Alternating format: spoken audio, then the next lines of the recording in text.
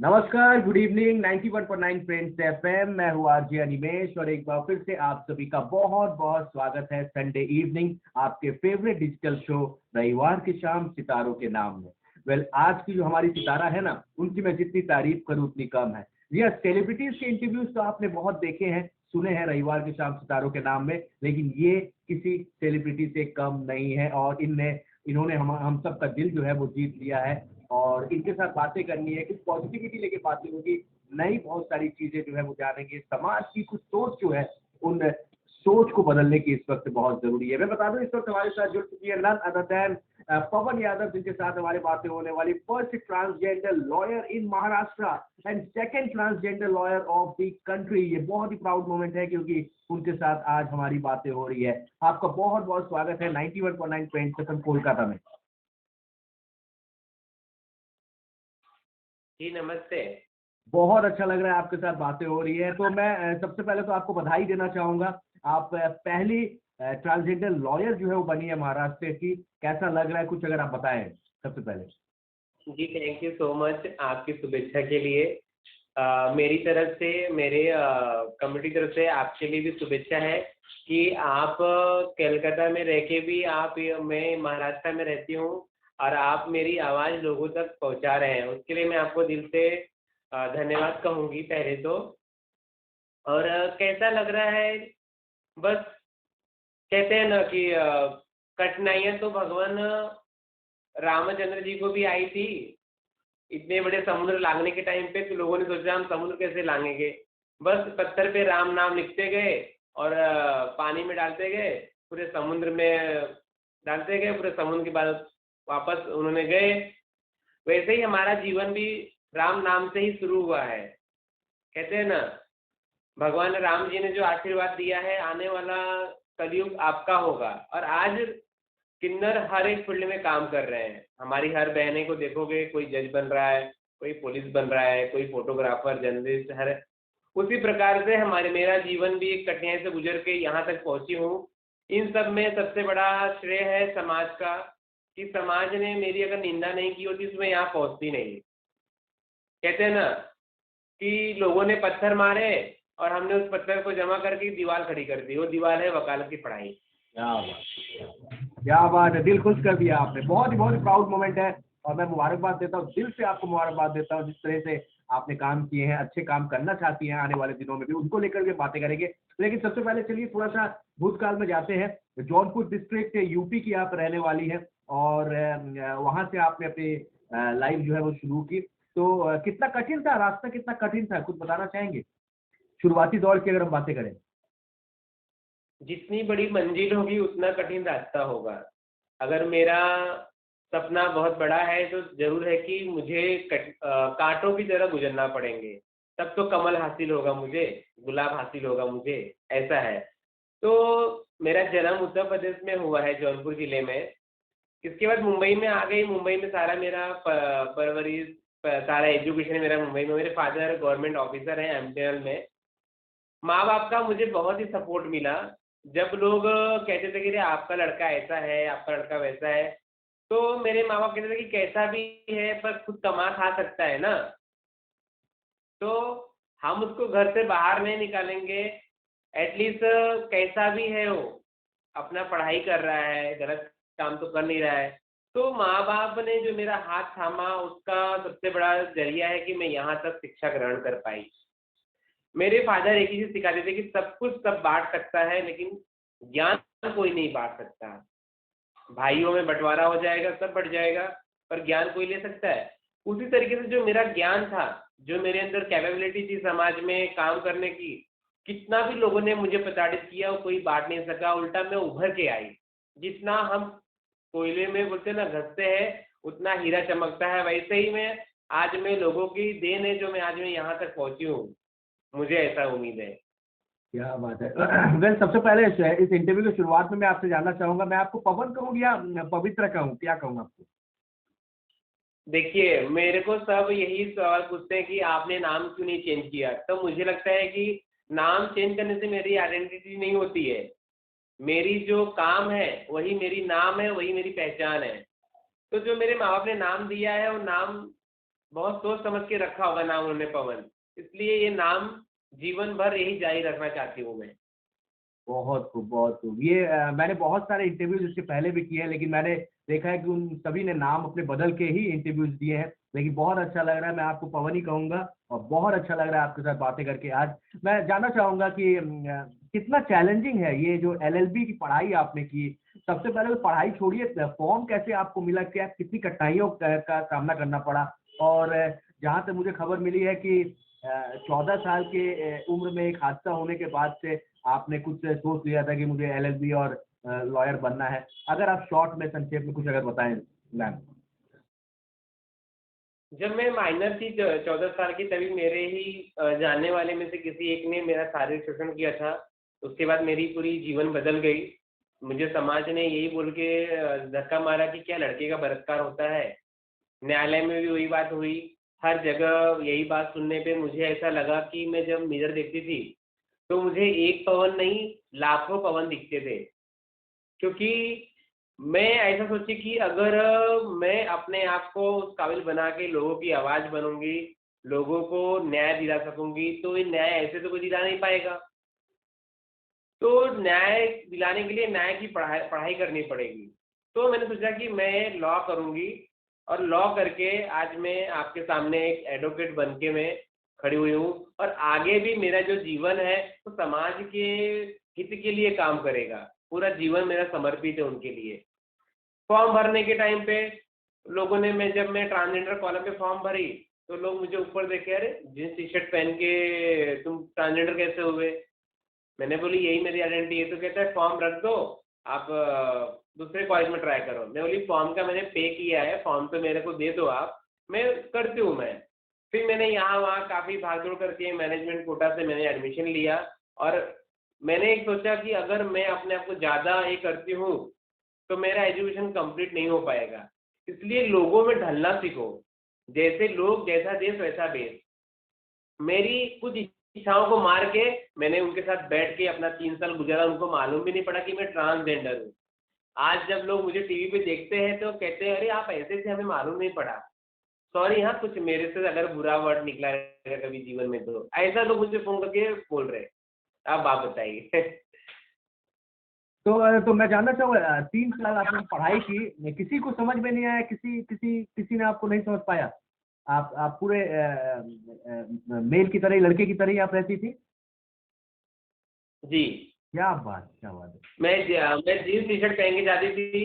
बस इच्छाएं बोले तो हल्की लिपस्टिक लगाना, हल्के काजल लगाना, हल्के मेकअप करना, ऐसे जाने का। वो समझ नहीं पाते थे कि ये कौन है। जी, क्या और मुझे बात है। पहले से लोग टॉम टॉम बॉय समझते हैं, इसको ओके। लगता है लड़की है और लड़के से बनती है। अरे वाह, क्या बात है। तो अब आपने क्या सोच रखा है, कुछ अगर बताना चाहेंगे पवन? आपने क्या सोचा है आने वाले दिनों में, और क्या क्या प्लान्स है? मुझे तो खबर मिली आप आईपीएस ऑफिसर भी बनना चाहती हैं।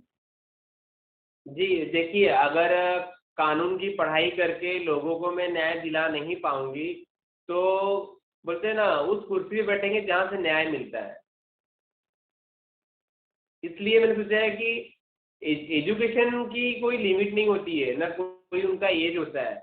यहाँ से नहीं तो आईपीएस की तैयारी करूंगी, और मेरी तैयारी चालू है।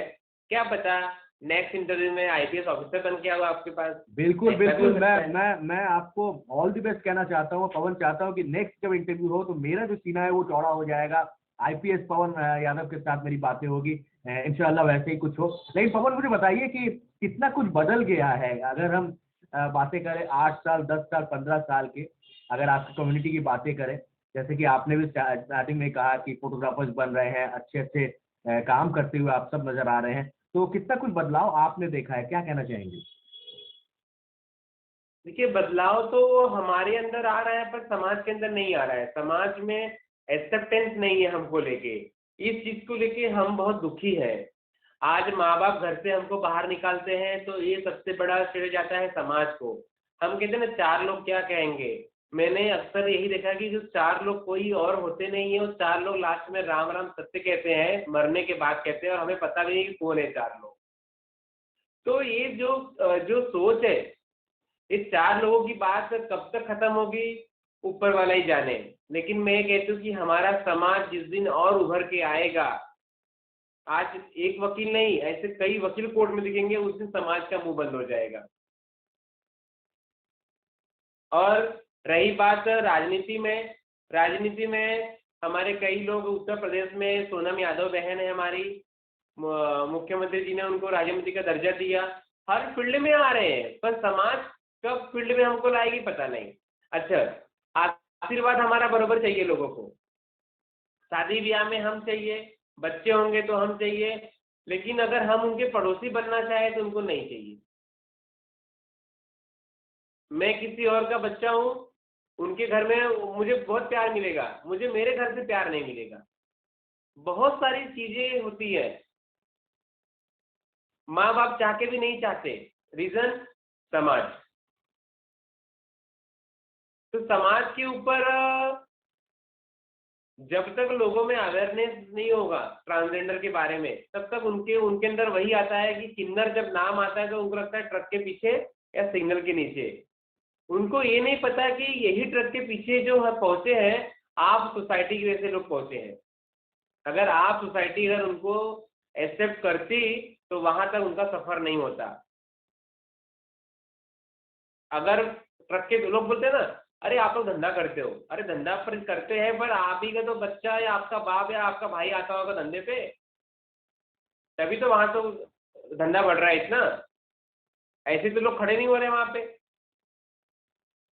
और अगर खड़े हो रहे हैं तो महाराष्ट्र की रेप केसेस की संख्या कम है, अगर आप रेशियो चेक करेंगे तो समाज में सबसे बड़ा हमको बलिदान करना पड़ रहा है, अपना शरीर त्याग करना पड़ रहा है लोगों में। और हम तो अपने को खुश मानते हैं कि चलो हमारे देश की बेटियां और बहनें बच रही हैं, उसके लिए अगर हमको और शोषण करना तो सहना पड़ेगा तो हम तैयार है। देश की लड़ाई पे नहीं जा सकते, पर देश की बेटियों को बचाने के लिए अपना जो शोषण करवा सकते हैं, हम इतना हम बोल सकते हैं।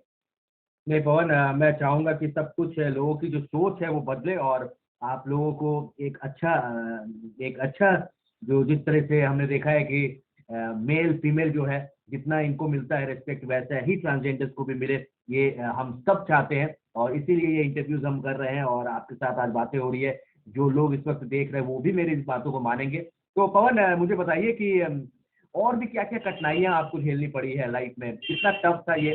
पढ़ाई की बातें हो गई है, लाइफ की बातें हो गई है, कितना कितना टफ गया है आपके लिए? और आप कितने सालों से आपने सोच रखा था, 14 साल की उम्र के बाद से आपने सोच लिया था कि अब मुझे कुछ बदलाव लाना है? देखिए, जब रेप केस के बाद मैं बीएससी फाइनल ईयर जब मैंने की, तभी उस समय मैंने, लोगों ने, मेरी सोसाइटी के जो बिल्डिंग के लोग थे मुझे बहुत बुरा बुरा बोलते थे। तू बूढ़ है, मामू है, मुझे, मैं नीचे खेलने जाती थी तो लोग मुझे गाली देते थे, खेलने नहीं मिलता था। फिर मैं ना अपने अंदर जाके बंद कमरे में बहुत रोती थी, बाथरूम में, यहाँ वहाँ, क्योंकि किसी को शेयर कर नहीं पाती थी मैं बोली मुंबई छोड़ दूंगी मैं। फिर मैंने डिसाइड किया कि मैं वापी जाऊंगी। वापी में मैंने न्यूज़ में पढ़ा था, इसका लेबोरेटरी लिमिटेड कंपनी है। मैं वहां पे गई और वहां पे जॉब पे लग गई क्वालिटी कंट्रोल में। वहां जाने के बाद मुझे पीजी में रूम दिया गया, वहां 3 बॉयज थे, वहां मैं भी गई। उनको तो पता नहीं कि मैं ऐसी हूँ, पर जिसने मेरा बलात्कार किया था वो तीनों का चेहरा मुझे वही नजर आता था। मैंने काम किया 1 महीने के बाद, फिर मैंने सोचा कि मैं यहाँ नहीं रह पाऊंगी, रोज रोज मेरा दिन घुट के जीता था, इससे अच्छा कि मर जाना। मैंने फिनाइल की बोतल पूरी पी डाली कि अब मुझे जीना नहीं है। पर कहते हैं ना, खुदा को कुछ और करना था, खुदा को मेरा मरना मंजूर नहीं था, मुझे बचा दिया। इसके बाद मेरा मुंबई वापस आना हो गया। आने के बाद मैं बोली अब क्या करूँ मैं। फिर मैंने पढ़ा कि सीटी का एग्ज़ाम देना पड़ता है लॉ की पढ़ाई के लिए। सीटी का एग्ज़ाम क्वालिफाई की, फिर मैं लॉ में एडमिशन ले लिया। फिर जैसे जीवन चलने लगा, अपनी सारी इच्छाओं को मार के, अपना रास्ता अगर बनाना है तो अपने आप को पहले ये करना पड़ेगा। बिल्कुल सही था, बिल्कुल सही। तो पवन, कितनी बार आप टूटी हैं? मतलब आपको लगा है कि नहीं अब नहीं हो पा रहा, जैसे कि आपने कहा कि आपने एक इस तरह का फैसला, गलत फैसला ले लिया था, मैं कहूँगा ये सब चीजें पीनी या फिर ऐसा अटेम्प्ट नहीं करना चाहिए। तो आपने कितनी बार आपको लगा है कि नहीं ये बहुत कठिन जा रहा है, इस समाज में अपना जगह बनाना बहुत टफ हो रहा है, ऐसा कभी आपको फील आया था? जब मुझे बचपन में एक बार प्यार हुआ था। प्यार के बाद सबको प्यार होता है। जब मुझे 9th में प्यार हुआ, जब मेरा प्यार मुझे हासिल नहीं हुआ 11th में, तो मुझे ऐसा लगा कि मेरा जीवन अब खत्म हो गया। सब यहाँ मुझे एक मोड़ पे लगा कि मेरे को अभी जीना नहीं है, क्योंकि मैंने माँ बाप के पास तीसरा उसको समझा था, फिर नहीं मिला। फिर जब ये चौथी बार है मेरे साथ गलत घटनी हुई, उसके बाद मुझे लगा कि अब जीना नहीं है। तीसरी बार जब मुझे एडमिशन नहीं मिल रहा था, मैं दर दर ठोकरें खा रही थी, उस टाइम लगा कि मुझे मर ही जाना चाहिए। बिल्कुल। लेकिन लेकिन पवन, अभी आपको कैसा लग रहा है? क्योंकि हम सब प्राउड फील कर रहे हैं, आप पहली ट्रांसजेंडर लॉयर बन चुकी हैं, एडवोकेट है महाराष्ट्र की। अभी आप कैसा फील कर रही हैं, क्या कहेंगे? अभी भी मेरे दिल को तसल्ली नहीं है, बिकॉज कि जो जिस समाज से मैं बिलोंग कर रही हूँ, जो किन्नर वर्ड है, मेरे पे एक कर्ज है। मैं कर्ज मुक्त तभी होंगी जब अपने समाज के प्रति कुछ कर पाऊंगी, अलग अपने समाज को न्याय दिला पाऊंगी किसी भी रूप में। उस दिन मुझे प्राउड फील होगा। वकालत करके मुझे प्राउड फील नहीं हो रहा है, बिल्कुल नहीं हो रहा है। जब तक मैं कुछ अच्छा नहीं कर सकूँ समाज के लिए, तब तक मुझे फील नहीं होगा। बिल्कुल। आपने आपने आप जब उतर गई हैं, आप जब काम में आ गई हैं, तो आप अच्छा काम जरूर करेंगी, हम सबको पता है। पवन, जाते जाते कुछ कहते आइए, हम सभी के लिए क्या मैसेज रहेगा, समाज के लिए, साथ ही साथ किन्नर समाज के लिए क्या रहेगा आपका, सोसाइटी के लिए आप कुछ कहना चाहेंगे? हमारी बहनों को मैं यही अनुरोध करूंगी कि अपने अंदर की जो पॉजिटिव एनर्जी है उसको बाहर निकालिए। लोग ताने मारेंगे, लोगों का काम है कहना, लोगों का काम है बोलना, लेकिन मुझे देख के, मुझे सुन के शायद उनके अंदर ही बदलाव आएगा, और वो भी अपने अंदर चेंजेस लाएंगे। और मैं तो ये तो चाहती हूँ कि समाज में अगर हमको बराबरी का हिस्सा ले पाना है, तो अपने आप को पहले बदलना होगा, अपनी सोच को बदलना होगा। बिल्कुल। ये सोच को बदलना होगा कि चार लोग क्या कहेंगे। अरे चार लोग गए चूल्हे में, हमको अच्छा करना है, हमको कंधे से कंधा मिला के चलना है। ये एक सोच रखो, ये अपना लक्ष्य रखो, और एक लाइन अपने जीवन में लो, हम होंगे कामयाब हर दिन। एक दिन नहीं, हर दिन। क्या बात!